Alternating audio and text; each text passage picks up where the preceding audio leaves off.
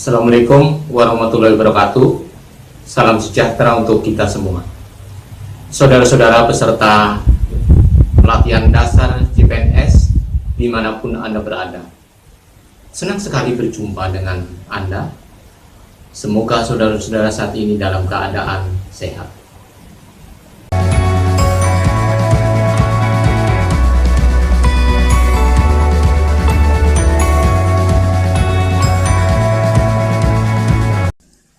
Semakin jauh dari korupsi. Saudara, ada semboyan begini. Mencegah korupsi mulai dari diri sendiri. Belajar lebih baik agar tidak menjadi koruptor. Saudara-saudara, Anda adalah tunas integritas, tunas. Ya. Bahkan tumbuh-tumbuhan Anda baru tumbuh, Anda baru masuk. Maka Anda harus punya integritas, harus punya komitmen. Mengapa demikian? Faktor manusia adalah menjadi kunci. Korupsi ini bukan sekedar masalah bagaimana seseorang melanggar suatu ketentuan, tapi ini adalah masalah akhlak atau moral. Oleh karena itu, peran tunas integritas seperti Anda semua adalah yang pertama, menjadi jembatan masa depan atau kesuksesan organisasi. Sebab perilaku korupsi itu juga sangat mengganggu dan menggerogoti kemajuan daripada organisasi itu. Yang kedua, membangun sistem integritas hingga semua peluang korupsi tertutup. Yang ketiga, Anda diharapkan berperan mempengaruhi orang lain atau mitra kerja Anda agar tidak melakukan korupsi. Oleh karena itu, Anda jangan diam. Anda harus aktif. Bagaimana lingkungan Anda, mitra Anda, tidak terlibat atau bahkan mengajak Anda melakukan korupsi. Oleh karena itu diharapkan memiliki kemampuan untuk reframing kultur dan budaya. Saudara-saudara, kultur dan budaya kita harus mulai kita bingkai. Bahwa korupsi itu jangan sampai masuk di dalam budaya dan sudah menjadi budaya kita. Kalau itu sudah menjadi budaya, ini adalah sesuatu yang sangat-sangat buruk bagi bangsa dan negara. Manakala korupsi itu budaya, berarti korupsi itu dianggap sebagai sesuatu yang baik. Oleh karena itu, korupsi itu harus kita berantas dan kita keluarkan. Maka kita perlu melakukan reframing kultur dan budaya kita untuk tidak melakukan korupsi atau menjauhi budaya korupsi.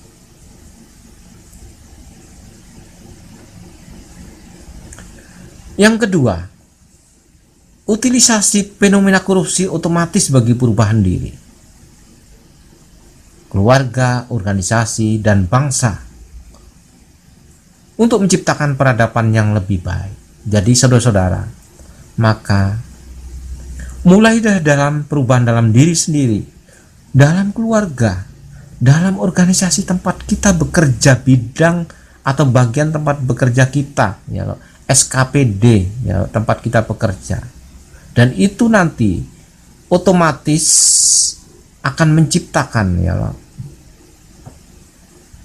kemajuan, ya, menciptakan sesuatu yang baik bagi kehidupan bangsa ke depan.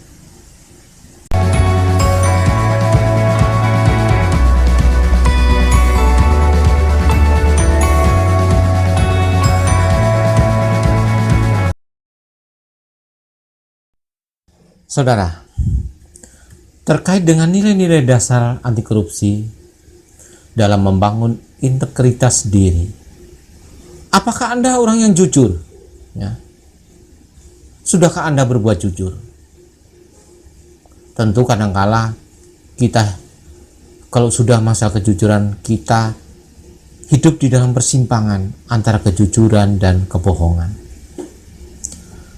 Saudara-saudara, saat ini kejujuran merupakan barang yang langka.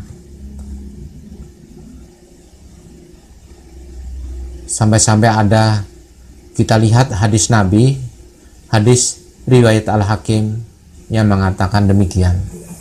Akan datang kepada manusia tahun-tahun yang penuh tipu daya, di mana pendusta dipercaya dan orang jujur didustakan. Pengkhianat diberi amanah dan orang yang amanah dikhianati. Jadi, saudara-saudara, kejujuran itu penting. Bahkan Ali bin Abi Thalib mengatakan orang jujur itu mendapat 3 hal. Yang pertama adalah kepercayaan. Saudara-saudara, kalau Anda berperilaku jujur dimanapun Anda bekerja, dimanapun Anda berurusan, dimanapun Anda berteman, membangun hubungan bisnis dan sebagainya, orang akan selalu percaya. Yang kedua, orang jujur itu mendapat cinta. Seseorang yang jujur biasanya disayangi orang, karena sedikit saja orang yang berperilaku jujur. Semua orang akan suka. Itu yang dimaksud cinta. Yang ketiga adalah rasa hormat. Saudara-saudara, mungkin seseorang itu hanya punya kejujuran. Mungkin dia orang biasa, tidak punya jabatan, karena dia jujur, saudara-saudara, maka orang yang punya jabatan, orang yang lebih tinggi itu akan menaruh rasa hormat terhadap dirinya. Karena apa? Karena kejujuran itu adalah sesuatu yang langka.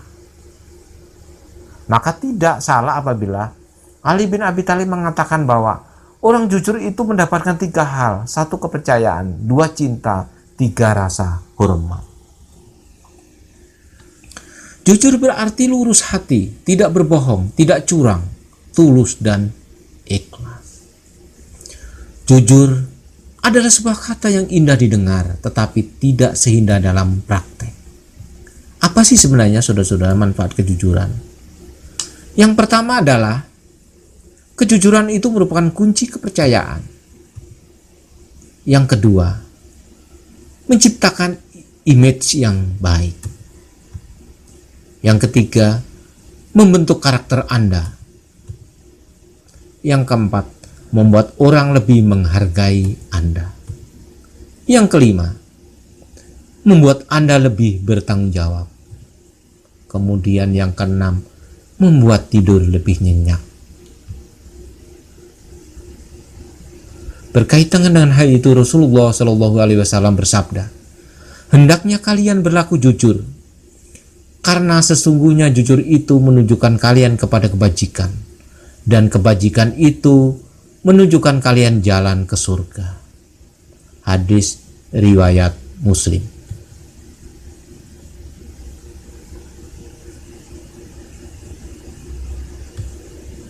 Yang kedua, peduli.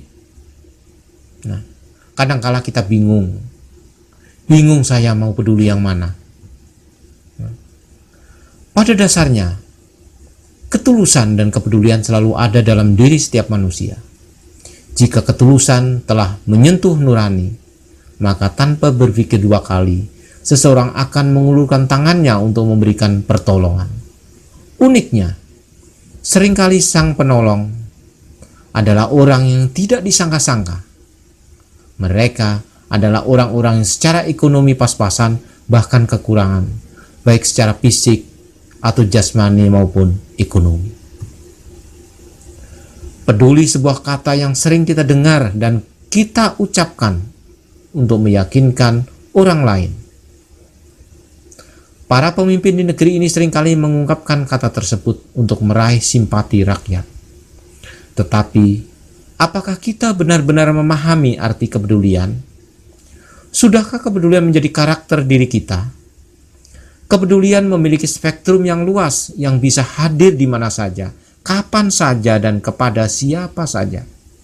Namun, karena luasnya makna menjadi kabur, hal ini menjadikan kepedulian sesuatu yang langka dan mungkin saja punah dari hati nurani.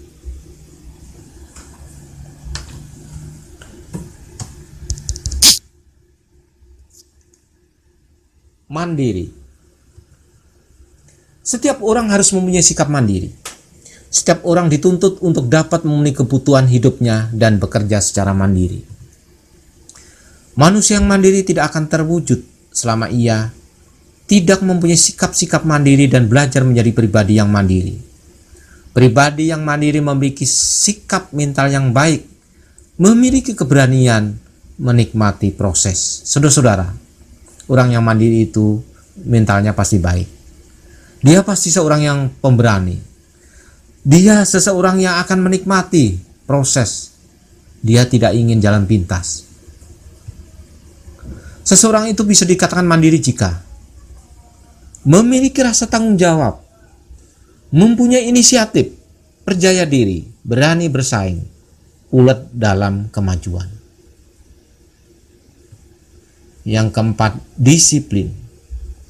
Disiplin merupakan perasaan taat dan patuh terhadap nilai-nilai yang dipercaya, termasuk melakukan pekerjaan tertentu yang menjadi tanggung jawabnya. Disiplin, ketaatan dan kepatuhan kepada peraturan. Kedisiplinan memiliki dampak yang sama dengan nilai-nilai anti korupsi, yaitu dapat menumbuhkan kepercayaan. Kedisiplinan dapat diwujudkan antara lain dalam bentuk kemampuan mengatur waktu dengan baik, kepatuhan kepada seluruh peraturan yang berlaku, mengerjakan segala sesuatu dengan tepat waktu dan fokus pada pekerjaan. Apa sih sebenarnya saudara-saudara manfaat disiplin? Yang pertama, menumbuhkan kepekaan. Yang kedua, menumbuhkan kepedulian. Yang ketiga, mengajarkan keteraturan. Yang keempat, menumbuhkan ketenangan. Yang kelima, menumbuhkan kepercayaan diri. Yang keenam, menumbuhkan kemandirian. Yang ketujuh, menumbuhkan kepatuhan. Yang kedelapan, menghasilkan keselamatan diri. 5. Sederhana. Gaya hidup merupakan sesuatu hal yang sangat penting bagi interaksi dengan masyarakat di sekitar. Dengan gaya hidup yang sederhana, manusia dibiasakan untuk tidak hidup boros, tidak sesuai dengan kemampuannya. Meski ada jutaan dahan kayu di hutan, seekor pipit cukup memakai sebatang ranting untuk menggayutkan sarangnya.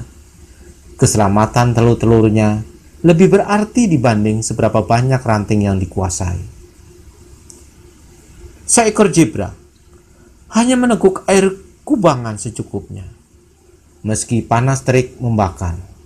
Inilah alam mengajarkan kesederhanaan, bersikap sesuai dengan keperluan dan kemampuan, tak melebihkan dan tak menguranginya, menjaga batas kewajaran agar melodi hidup dapat berjalan seirama.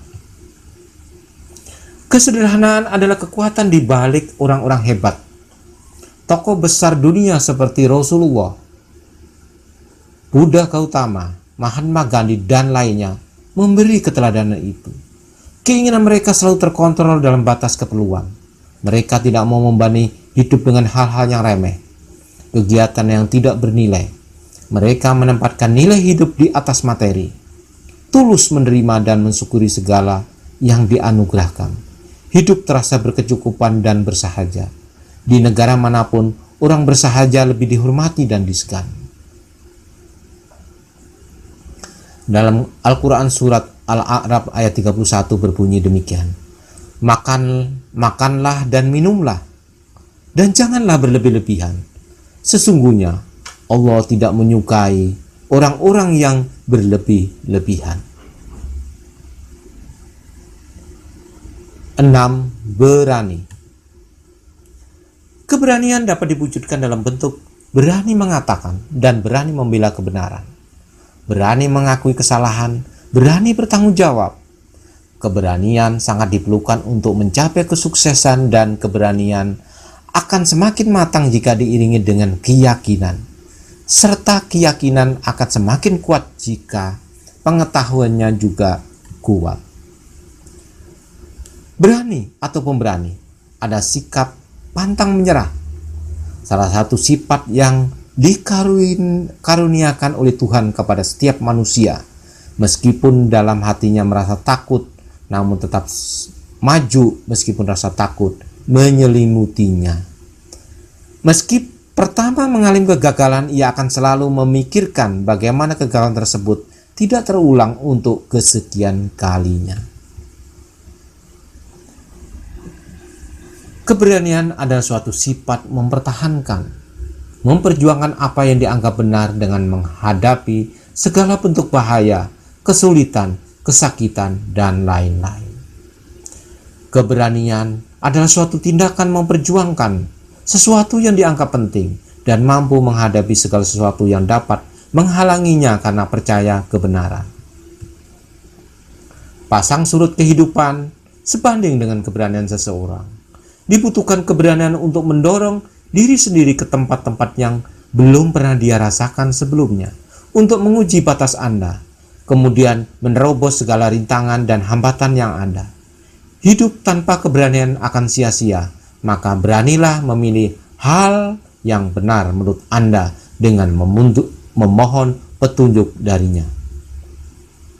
Dalam Quran Surah Al-Nasr ayat 5 berbunyi, yang artinya, karena sesungguhnya sesudah kesulitan pasti ada kemudahan. Dan kebahagiaan tergantung dari apa yang dapat Anda berikan, bukan pada apa yang Anda peroleh. 7. Adil. Berdasarkan arti katanya, adil adalah sama berat, tidak berat sebelah, dan tidak memihak. Keadilan adalah penilaian dengan memberikan kepada siapapun sesuai dengan apa yang menjadi haknya, yakni dengan bertindak proporsional dan tidak melanggar hukum. 8. Tanggung jawab. Menurut Widakdo tahun 2001, tanggung jawab adalah kesadaran akan tingkah laku atau perbuatan yang disengaja maupun yang tidak disengaja. Kata tanggung jawab adalah keadaan wajib menanggung segala sesuatunya. Seseorang yang memiliki tanggung jawab akan memiliki kecenderungan menyelesaikan tugas dengan lebih baik. Seseorang yang dapat menunaikan tanggung jawabnya sekecil apapun itu dengan baik akan mendapatkan kepercayaan dari orang lain. 9. Kerja keras. Kerja keras adalah kegiatan dikerjakan secara sungguh-sungguh, tanpa mengenal lelah, atau berhenti sebelum target kerja tercapai, dan selalu mengutamakan atau memperhatikan kepuasan hasil pada setiap kegiatan yang dilakukan. Bekerja keras merupakan hal yang penting guna tercapainya hasil yang sesuai dengan target. Akan tetapi, bekerja keras akan menjadi tidak berguna jika tanpa adanya pengetahuan.